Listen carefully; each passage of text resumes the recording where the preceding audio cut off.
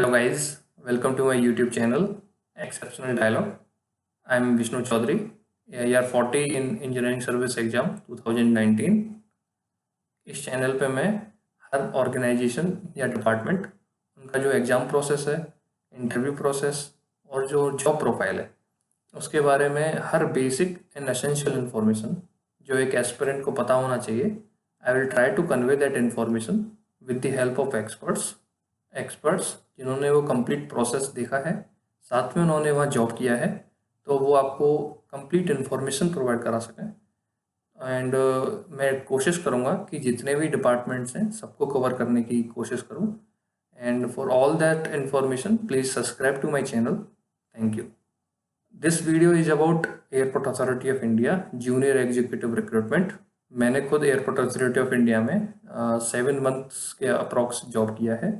मेरा airport authority of India में gate 2018 से सिलेक्शन हुआ था और केशोद एयरपोर्ट जो गुजरात में है वहाँ मेरी पोस्टिंग हुई थी। इस वीडियो में हम बात करेंगे एयरपोर्ट अथॉरिटी ऑफ इंडिया के जूनियर एग्जीक्यूटिव के रिक्रूटमेंट प्रोसेस के बारे में।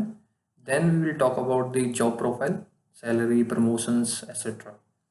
तो सबसे पहले हम बात करते हैं रिक्रूटमेंट प्रोसेस के बारे में। तो airport authority of India junior executive का जो रिक्रूटमेंट होता है वो गेट के थ्रू ही होता है अब तो।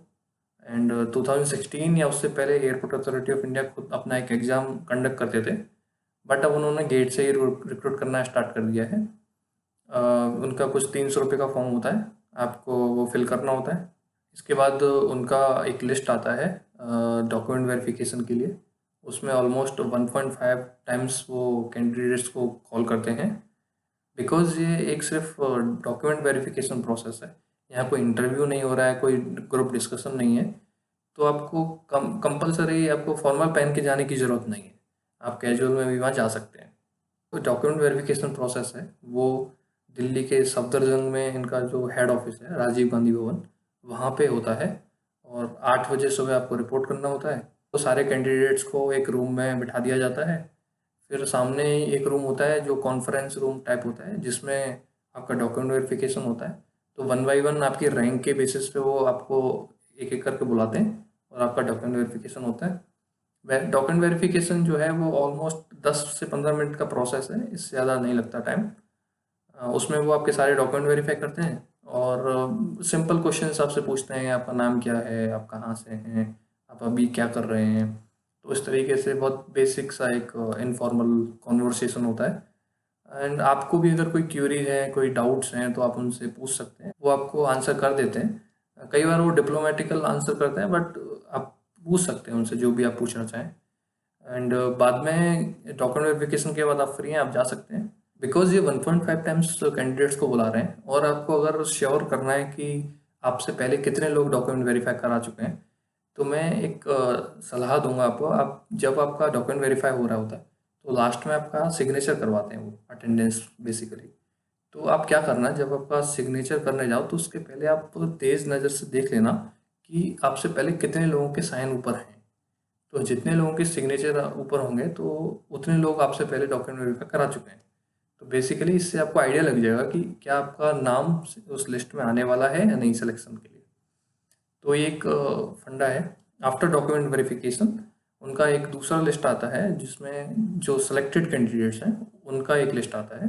बाद में एक मेल आता है, उस मेल के थ्रू उनको बताते हैं कि उनको कौन सा एयरपोर्ट मिला है। Generally airport authority of India try करती है कि बिगिनिंग में आपको जो एयरपोर्ट दे वो आपको आपका स्टेट जहाँ है उसमें जो भी एयरपोर्ट्स हैं वो आपको देते हैं। बट कई बार ऐसा होता है कि आपके स्टेट में जो एयरपोर्ट्स हैं वहाँ अगर वैकेंसी नहीं है तो नियर बाय जो आपका स्टेट है उसमें जहाँ भी वैकेंसी होंगी आपको वहाँ दे देते हैं। तो ये जनरली उनका अलोकेशन प्रोसेस होता है।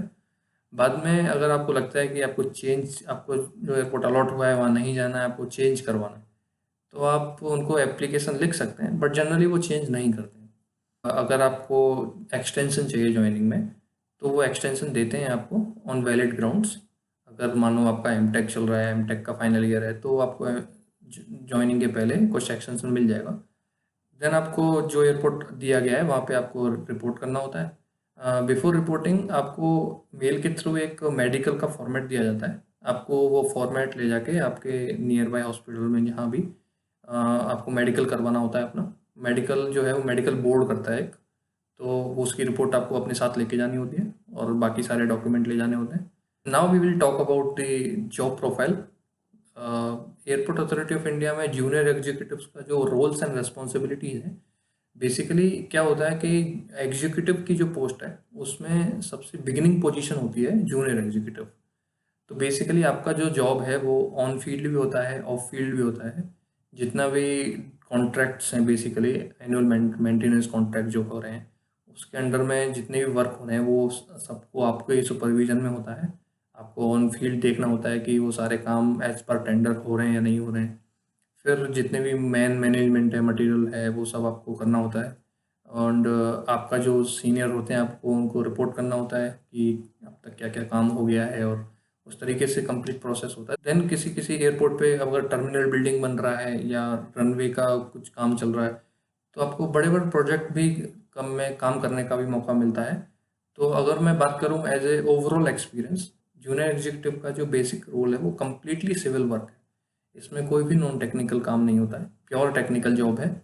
और अगर आपको प्योर टेक्निकल में जाना है तो airport authority of India is a very good organisation to work in. Now I will talk about the salary and other things. तो अगर मैं बात करूं कि इन हैंड सैलरी के बारे में, तो ऑलमोस्ट आपको per month 57 to 58,000 rupees salary आती है, एक्सक्लूडिंग HRA। जनरली क्वार्टर का प्रोविजन रहता है, अगर क्वार्टर खाली है तो आपको मिल जाते हैं, जनरली मिल जाते हैं। बट अगर कहीं जगहों पे अगर क्वार्टर खाली नहीं है तो आप अपना अकोमोडेशन देख सकते हैं बाहर, और आपको जो है HRA मिल जाएगा। तो डिपेंडिंग अपॉन सिटी उसके बेसिस पे HRA आपको मिलता है। अब हम बात करें कि आपको अदर फैसिलिटीज़ के बारे में, तो बिकॉज़ आपका जॉब जो है वो एक टेक्निकल जॉब है, आपको फील्ड पे भी होना है, आपको जो वर्क है वो ऑफिस वर्क भी देखना होता है।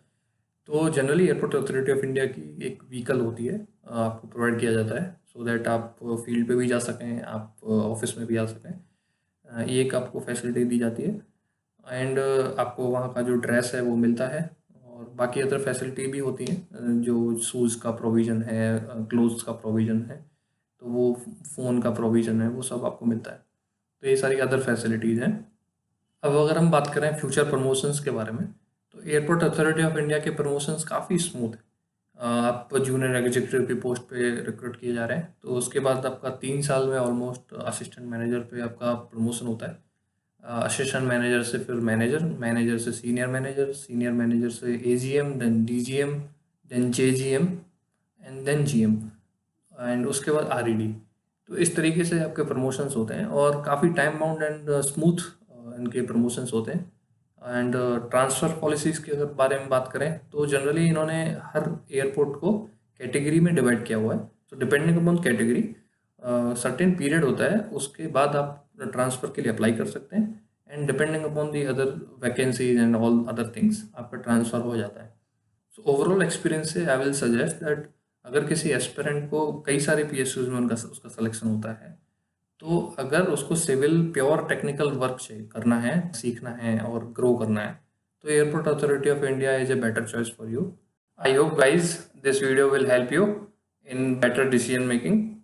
और एयरपोर्ट अथॉरिटी ऑफ इंडिया के बारे में आपको जो भी इंफॉर्मेशन चाहिए थी, आई होप वो आपको मिल चुकी होगी। और फिर भी अगर आपके कोई क्यूरी है या कोई सवाल है तो आप कमेंट सेक्शन में लिखिए। Thank you guys for watching this video, and please subscribe for all such kind of information in future. Thank you.